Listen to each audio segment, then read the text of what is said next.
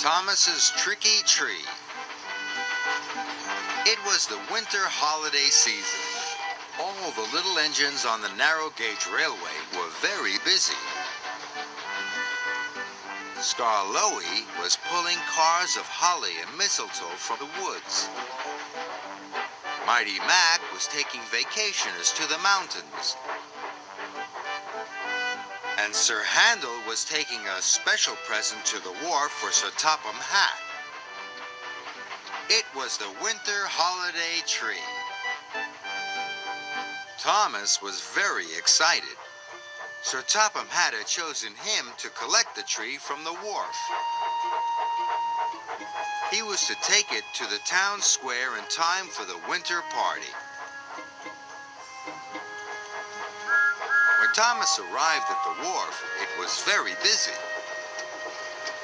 He looked for the tree, but he couldn't see it anywhere. Duncan puffed up. "Are you looking for something, Thomas?" he chuffed cheekily. "I'm looking for a Christmas tree," tooted Thomas. "Don't you know what a Christmas tree looks like?" laughed Duncan. He liked teasing the big engines. "It's tall and green and pointy." Thomas didn't think this was funny at all. Duncan called out to Peter Sam. "Peter Sam, Thomas needs our help. He doesn't know what a Christmas tree looks like."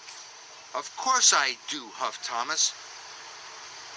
He didn't like being teased by the small, cheeky engines. It made him cross. Later, Thomas met Sir Handel. "Thomas," Sir Handel began, "the Christmas tree is..." "Tall and green and pointy," chuffed Thomas. "Thank you, Sir Handel. I don't need your help." Sir Handel was puzzled, but Thomas had already wished away. Thomas chuffed into a warehouse. Rusty was there. "Hello, Thomas," he hummed happily. "Can I help?" "No, thank you, Rusty," Thomas tooted quickly. He looked around. He couldn't see the tree anywhere. Thomas was beginning to worry.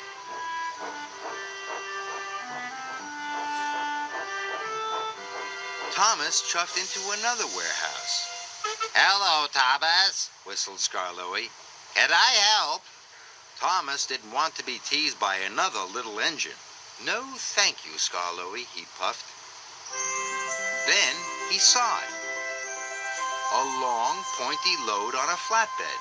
It was covered by a large tarp.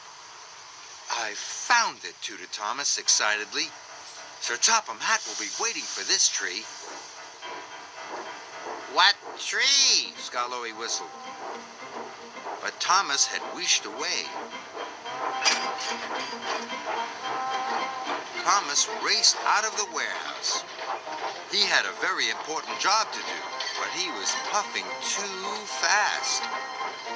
Then there was trouble. Thomas took the wrong track. He applied his brakes hard. "Cinders and ashes!" cried Thomas. He heard the flatbed crash into the buffers and then splash into the canal. "Oh, no! Sir Topham Hatt's tree!" cried Thomas.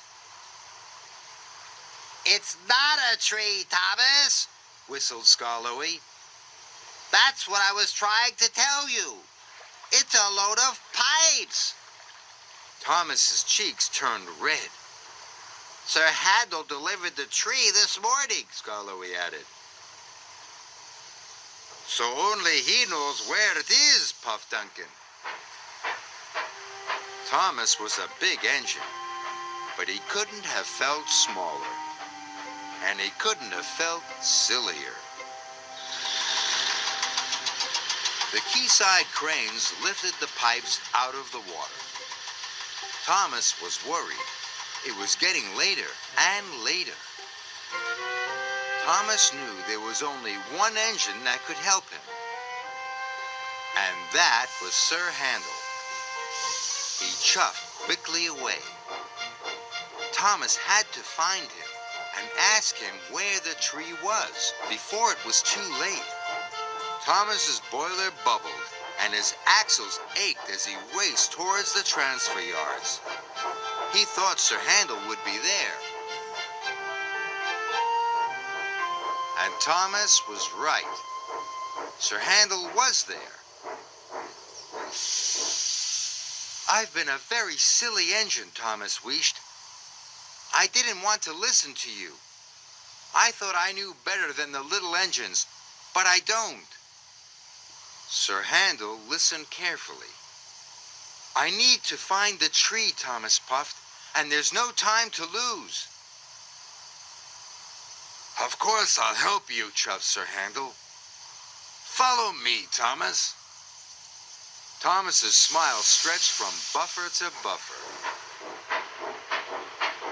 Sir Handel was fast, but Thomas puffed quickly after him. Sir Topham Hatt would be waiting. Thomas was coupled up to the tree. "Thank you, Sir Handel," chuffed Thomas. "Now I must hurry." "I'm sorry I teased you," whistled Duncan. Thomas smiled. "I'm sorry I didn't ask for your help," wished Thomas. And he raced away. That night, Sir Topham Hatt switched on the tree lights. They looked wonderful. The children clapped and cheered. "I may be big, but I can still ask for help," tooted Thomas. And his smile was as bright as the lights.